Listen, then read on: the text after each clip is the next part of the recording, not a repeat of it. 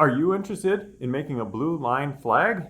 Well, in this video, I'll show you how I made mine. A little bit of talking in the beginning, but after that, the action speaks for itself.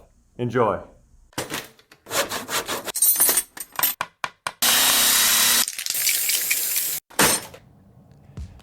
Here is the blue line flag I created in Vectric Pro, and I have all the tool paths created and ready to go, and I'll do my best to show you.